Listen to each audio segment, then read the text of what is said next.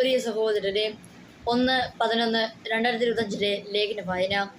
വിശുദ്ധ പൗലോസ് ശ്ലീഹ കൊറിന്തോസുകാർക്ക് എഴുതിയ 1-ാം ലേഖനം, 13-ാം അധ്യായം 1 മുതൽ 13 വരെയുള്ള വാക്യങ്ങൾ. സ്നേഹം സർവോത്കൃഷ്ടം.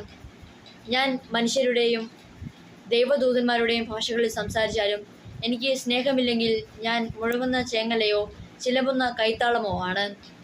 എനിക്ക് പ്രവചനവരം ഉണ്ടായിരിക്കുകയും സകല രഹസ്യങ്ങളും ഞാൻ ഗ്രഹിക്കുകയും ചെയ്താലും സകല വിജ്ഞാനവും മലകളെ മാറ്റാൻ തക്ക വിശ്വാസം എനിക്കുണ്ടായാലും സ്നേഹമില്ലെങ്കിൽ ഞാൻ ഒന്നുമല്ല. ഞാൻ എൻ്റെ സർവ്വസമ്പത്തും ദാനം ചെയ്താലും എൻ്റെ ശരീരം ദഹിപ്പിക്കാൻ വിട്ടുകൊടുത്താലും സ്നേഹമില്ലെങ്കിൽ എനിക്ക് ഒരു പ്രയോജനവുമില്ല. സ്നേഹം ദീർഘക്ഷമയും ദയയുമുള്ളതാണ്.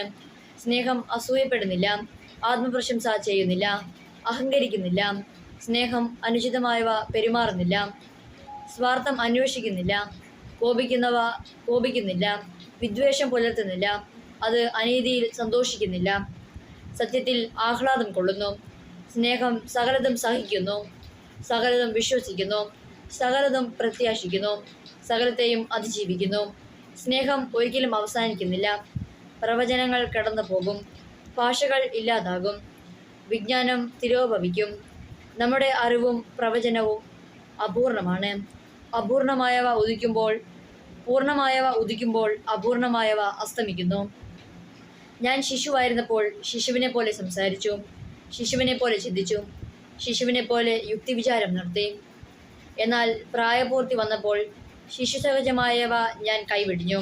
ഇപ്പോൾ ഞാൻ കണ്ണാടിയിലൂടെ അവ്യക്തമായി കാണുന്നു, അപ്പോഴാകട്ടെ മുഖാഭിമുഖം ദർശിക്കും.